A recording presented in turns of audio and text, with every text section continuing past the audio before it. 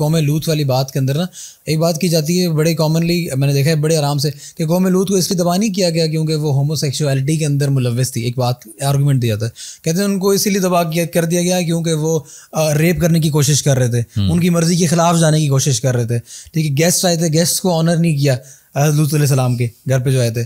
तो भाई सीधी सी बात है, कुरान के अपने अल्फाज हैं कि लूत अलैहिस्सलाम कह रहे हैं कि भाई तुम, हमारे लिए औरतें मौजूद हैं, तुमने अगर अपनी जो ज़रूरियात में पूरी करनी, ख्वाहिशात पूरी करनी, तुम उनसे क्यों नहीं पूरी करते? क्या वजह है कि तुम दोबारा से इंक्लाइन होते हो अपनी तरह के मर्दों की तरफ?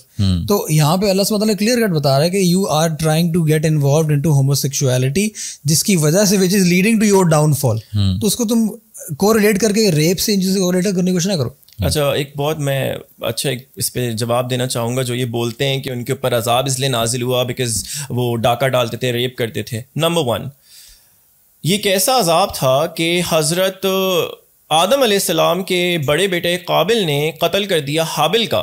कत्ल रेप से ज़्यादा बड़ा गुनाह है हमारे यहाँ, सही है, उसके ऊपर अजाब नहीं आया। हज़रत ज़करिया अलैहिस्सलाम का कत्ल उनकी उम्मत ने कर दिया, उनके ऊपर अजाब नहीं आया।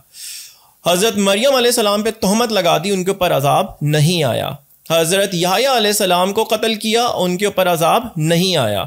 ये किस तरह के लोग हैं, क्या जस्टिफिकेशन देते हैं कि उन्होंने रेप इंटेंट किया, जो कि फरिश्तों का हो भी नहीं सकता। फरिश्तों का रेप हो भी नहीं सकता, सही है। रेप के लिए फिजिकल फॉर्म होने चाहिए और फरिश्तों के साथ, फिजिकल फॉर्म के साथ अल्लाह की प्रोटेक्शन है, हो ही नहीं सकता। उन्होंने इंटेंट किया और उनके ऊपर अजाब आ गया। Absolutely rubbish. सूरे जहां हज़रत लूत अलैहिस्सलाम का जिक्र, अल्लाह सुब्हानहू व तआला फरमाते हैं तुम एक ऐसे गुनाह में मुलव्विस हो जो तुमसे पहले किसी ने नहीं किया। यहां इसकी जेनेटिक प्रीडिस्पोजिशन अल्लाह ने जड़ से उखाड़ के फेंक दी।